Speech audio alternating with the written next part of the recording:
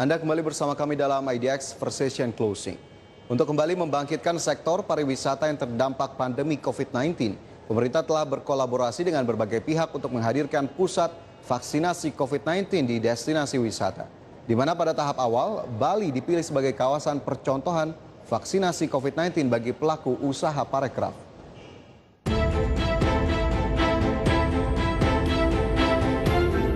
Menteri Pariwisata dan Ekonomi Kreatif Sandiaga Uno menjelaskan salah satu syarat pemulihan sektor pariwisata dan ekonomi kreatif nasional ialah bertumpu kepada penyelesaian pandemi COVID-19.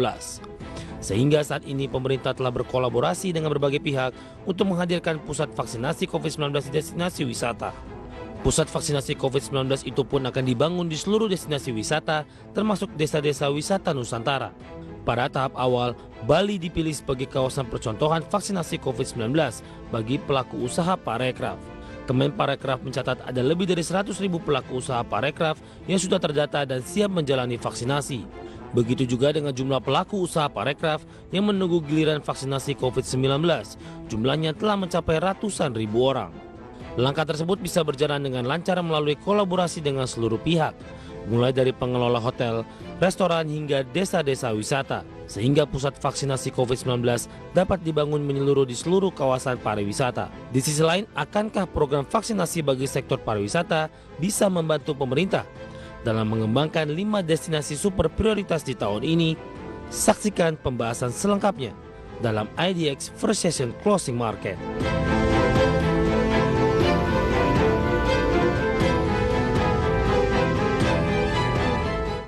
Pemirsa, saat ini pemerintah sedang berupaya untuk memulihkan sektor pariwisata dalam negeri. Salah satunya dengan melakukan vaksinasi bagi pekerja sektor pariwisata dan ekonomi kreatif atau parekraf. Dan membuka program vaksinasi mendorong percepatan pembangunan destinasi super prioritas. Langsung saja kita bahas topik yang menarik kali ini bersama rekan Mangi Veracong. Selamat siang Mangi. Ya, halo, selamat siang Fajar.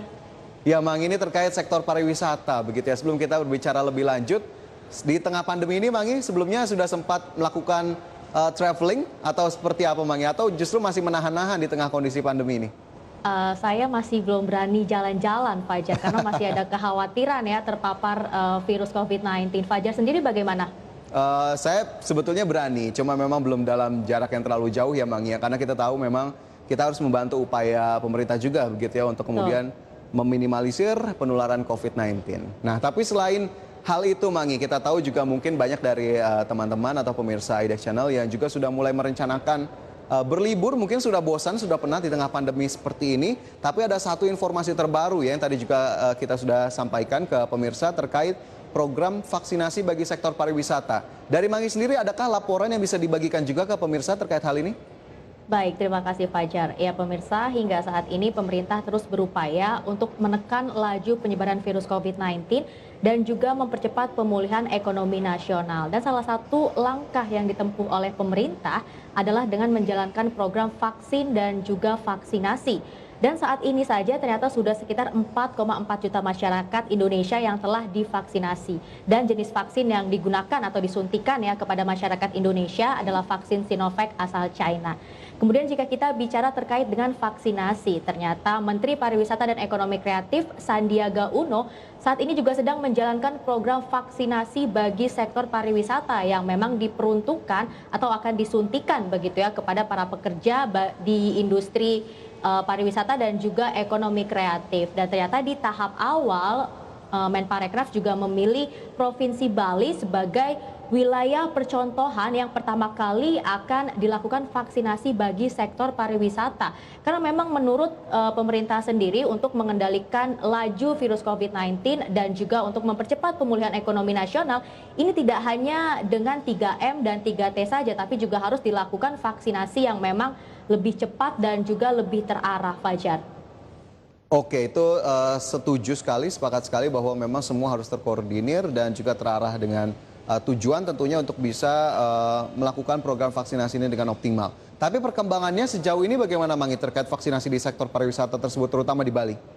Baik, untuk rencana pemerintah ya memang ingin memvaksinasi sekitar 151.603.000 masyarakat Bali. Dan jika vaksinasi tersebut ya dilakukan 2 kali atau disuntikan 2 kali, artinya dosis yang dibutuhkan untuk masyarakat Bali saja ini mencapai sekitar 302.206 dosis. Dan selain itu ternyata hingga saat ini pemerintah juga sedang mengembangkan 3 zona hijau di Bali, yaitu Ubud, Nusa Dua, dan juga Sanur. Nah, zona hijau ini merupakan zona yang nantinya akan dibebaskan atau tidak akan ada virus COVID-19 di wilayah tersebut. Dan kedepannya di zona hijau tersebut juga akan terus dipantau ya terkait dengan protokol kesehatan dan juga akan digenjot sekali begitu ya untuk program vaksinasi. Dan sebenarnya siapa saja sih masyarakat atau warga begitu yang berhak mendapatkan vaksin di 3 zona hijau tersebut, yaitu adalah warga yang memang berdomisili di wilayah tersebut, kemudian pekerja yang berasal dari zona tersebut, dan juga pekerja dari luar zona tersebut. Dan sedikit informasi bagi Fajar dan pemirsa, ternyata pemerintah juga telah melaksanakan program vaksinasi tidak hanya di Bali saja ya untuk sektor pariwisata, tapi juga sudah dilakukan di wilayah Jawa Tengah, yaitu di Malioboro dan juga di Nusa Tenggara Barat, Fajar. Tapi sejauh ini menurut Fajar sendiri, apa sih alasan pemerintah memilih Provinsi Bali sebagai wilayah percontohan untuk dilaksanakan vaksinasi bagi sektor pariwisata, Fajar?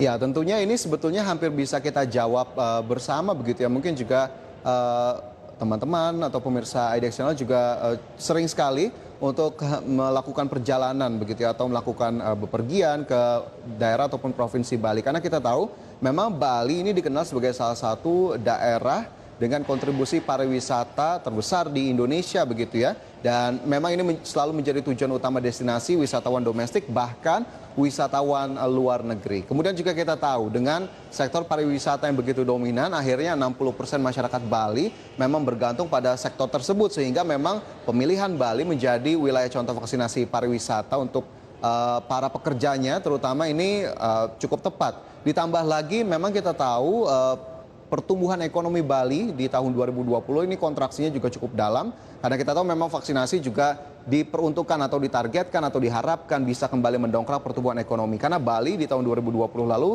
pertumbuhan ekonominya terkontraksi lebih dari 9% secara year on year. Jadi memang berbagai alasan tadi tentunya menjadi landasan utama. Kenapa kemudian akhirnya Bali dipilih menjadi wilayah contoh vaksinasi untuk sektor pariwisata. Dari Mangi ada yang ingin ditambahkan mungkin? Adakah kemudian alasan-alasan lainnya?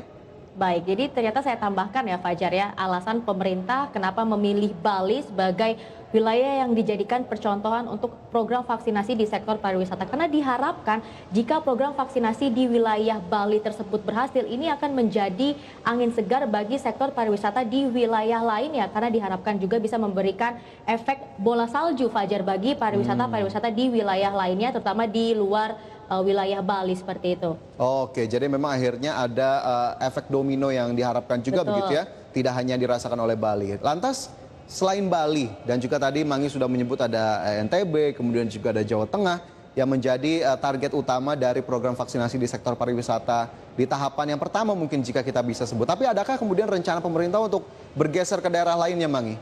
Iya, tentunya terdapat rencana dari pemerintah ya untuk mengembangkan vaksinasi di luar wilayah Bali, NTB, dan juga Jawa Tengah. Terutama mungkin pemerintah kedepannya bisa mengembangkan dan lebih fokus untuk melaksanakan vaksinasi bagi sektor pariwisata di 5 destinasi super prioritas di Indonesia. Dan saat ini kita tahu ada 5 destinasi super prioritas di Indonesia ya. Yang pertama itu ada Likupang yang berlokasi di Sulawesi Utara.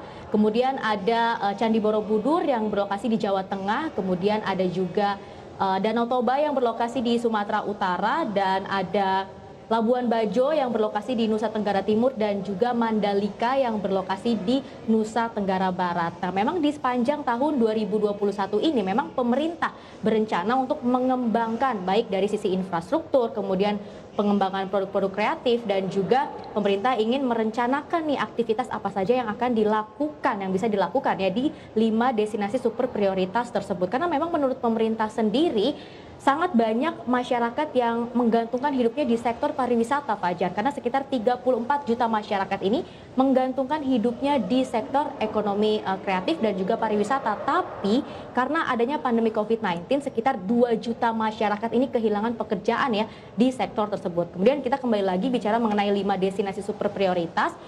terkait dengan rencana pemerintah yang memang ingin mengembangkan sekali ya 5 destinasi super prioritas di tahun 2021 ini sepertinya agak sedikit terhambat karena memang masih tingginya kasus positif COVID-19 di wilayah-wilayah tersebut. Kita bisa saksikan bersama pemirsa melalui layar televisi Anda untuk jumlah kasus positif COVID-19 di wilayah Sumatera Utara saja ini mencapai sekitar 26.000 kasus. Kemudian di wilayah Sulawesi Utara mencapai sekitar 13.216 kasus, dan untuk Labuan Bajo ya ini sekitar 10.796, kemudian di Mandalika di Nusa Tenggara Barat begitu ya sekitar 9.000 kasus, dan di Jawa Tengah ini sekitar 161.595 kasus. Jadi penting sekali bagi pemerintah ya untuk mengembangkan vaksinasi di sektor pariwisata terutama di 5 destinasi super prioritas tersebut karena bisa membantu pemerintah untuk mempercepat pembangunan di 5 destinasi super prioritas tersebut, Fajar.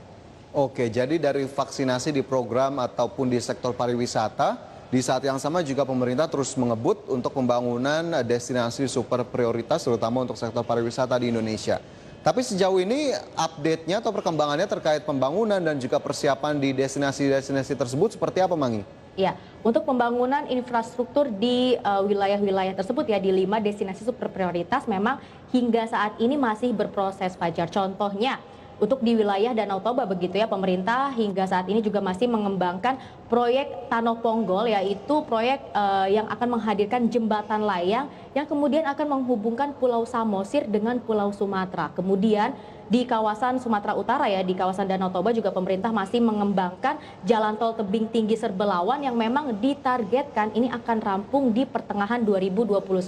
Kemudian kita bergeser sedikit ke Mandalika ya di Nusa Tenggara Barat.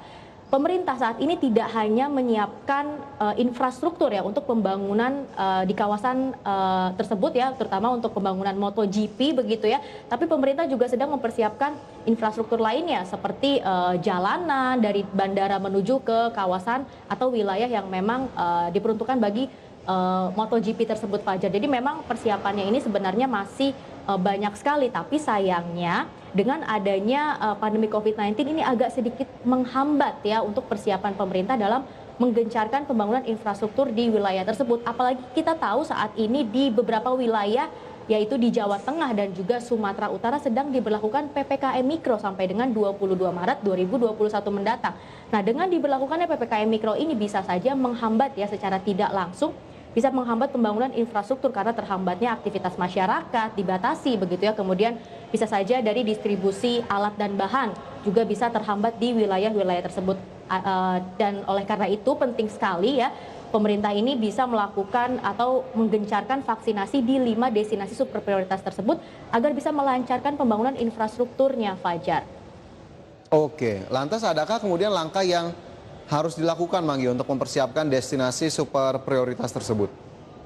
Baik, jadi sebenarnya PR pemerintah dalam membangun atau mengembangkan 5 destinasi super prioritas tersebut masih banyak sekali ya, dan diharapkan tidak hanya Menteri Pariwisata dan Ekonomi Kreatif saja nih yang bekerja keras untuk membangun kelancaran proyek-proyek tersebut ya, tapi diharapkan bisa juga berkolaborasi ataupun bekerja sama dengan pihak-pihak terkait lainnya, contohnya bekerja sama dengan Menteri Komunikasi dan Informatika begitu ya untuk menghadirkan infrastruktur digital di wilayah tersebut, karena kita tahu saat ini saja internet itu merupakan salah satu hal yang memang tidak bisa dipisahkan di dalam kehidupan manusia, dan itu menurut saya juga sangat penting sekali begitu ya membangun infrastruktur digital di kawasan 5 destinasi super prioritas tersebut. Selain itu, Menteri Pariwisata dan Ekonomi Kreatif juga bisa bekerja sama ataupun berkolaborasi dengan Menteri Koperasi dan UKM. Gunanya adalah untuk mengupgrade para UMKM di wilayah-wilayah tersebut agar bisa menghasilkan produk-produk yang lebih berkualitas yang memang dibutuhkan oleh para wisatawan, baik wisatawan domestik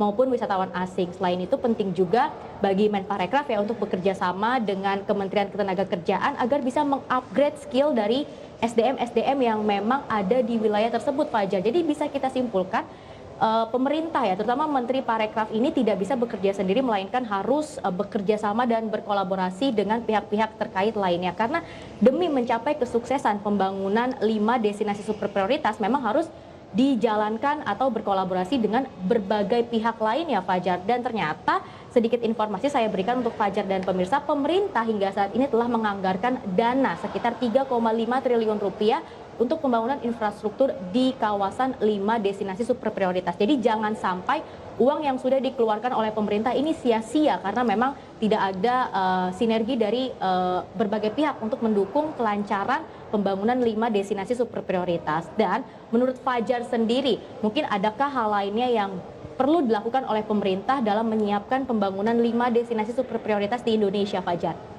Oke, terkait dengan destinasi super prioritas, kemudian juga membangkitkan sektor pariwisata, menurut kacamata saya, Mangi, yang memang harus terus dilakukan oleh pemerintah. Yang pertama tentunya harus terus membuat masyarakat percaya dan juga mungkin dalam tanda kutip berani untuk tidak takut-takut lagi untuk bisa bepergian atau berwisata meskipun di tengah kondisi pandemi COVID-19. Tapi apa yang kemudian harus dilakukan? Pemerintah harus terus mengajak para pelaku usaha, terutama para penyedia hospitality begitu ya, untuk bisa mendapatkan sertifikasi CHSE, cleanliness, kemudian healthy, safety, dan juga environment. Di mana sertifikat CHSE ini tentunya diharapkan bisa membuat masyarakat lebih yakin untuk menggunakan jasa yang disediakan oleh pelaku usaha di sektor pariwisata tersebut, dan tentunya diharapkan bisa menarik lebih banyak lagi minat wisatawan. Bahkan disebut 55 juta wisatawan berpotensi untuk didatangkan atau datang melihat potensi dari CHSE ini sendiri. Kemudian juga pemerintah tidak boleh lelah begitu ya untuk kemudian menghimbau masyarakat untuk terus menaati protokol kesehatan kemanapun dan juga dimanapun. Meskipun memang tujuannya untuk berwisata ataupun berliburan di tengah pandemi seperti ini, tapi protokol kesehatan memang harus tetap dipatuhi. Oleh karena itu ini juga menjadi peran serta pemerintah dan masyarakat juga tetap harus menjaga hal ini agar kemudian semua pihak sama-sama bersinergi untuk kemudian mendukung pemulihan di sektor pariwisata dan tentunya masyarakat bisa lebih leluasa kembali untuk bisa berwisata di tengah kondisi seperti ini, Mangi. Tapi jika kita lihat dari sektor ini sendiri, apakah kemudian sektor ini sebetulnya memang memiliki kontribusi yang cukup besar, Mangi, terhadap perekonomian? Baik, Fajar. Jadi memang jika kita katakan atau kita cermati lebih jauh lagi begitu ya, sebenarnya jika sektor pariwisata ini bisa kembali bergeliat, maka akan bisa memberikan dampak yang positif ya bagi perekonomian nasional. Karena memang sektor pariwisata ini juga memiliki sektor turunan yang cukup banyak ya, yaitu transportasi, kemudian perhotelan dan juga restoran, UMKM, dan masih banyak lagi. Nah, kita lihat ternyata untuk sektor pariwisata sendiri di tahun 2019 saja berkontribusi sekitar 4,8% terhadap PDB Indonesia. Kemudian sektor transportasi ini di tahun 2019 juga berkontribusi sekitar 5,57% terhadap perekonomian nasional. Kemudian untuk UMKM ternyata lebih tinggi lagi nih, kontribusinya mencapai 60% Fajar di tahun 2019 terhadap perekonomian Indonesia. Dan tentunya jika pariwisata bisa kembali bergeliat ya, kemudian ke depannya wisatawan domestik sudah bisa berkunjung, bahkan wisatawan asing juga sudah bisa berkunjung, maka ini akan menyebabkan atau membuat cadangan devisa negara kita aman, Fajar. Kemudian jika cadangan devisa negara kita dikatakan aman, maka akan terjadi stabilitas nilai tukar rupiah di dalam negeri. Kemudian tentunya akan menjadi angin segar juga ya bagi wilayah-wilayah yang menjadi tempat wisata begitu ya, karena bisa menambah pendapatan masyarakat di wilayah tersebut dan tentunya bisa mendorong perekonomian Indonesia ke arah yang lebih positif lagi, Fajar. Oke, baik, tentunya itu yang menjadi harapan kita bersama begitu ya, untuk bisa mendorong ke arah yang lebih positif baik dari sektor pariwisata ataupun perekonomian secara keseluruhan. Baik, terima kasih banyak Mangi sudah bergabung bersama saya kali ini. Kita akan lanjutkan kembali diskusi dengan tema lainnya. Selamat bertugas kembali. Terima kasih. Ya, pemirsa IDX Precision Closing akan segera kembali dengan informasi lainnya. Tetaplah bersama kami.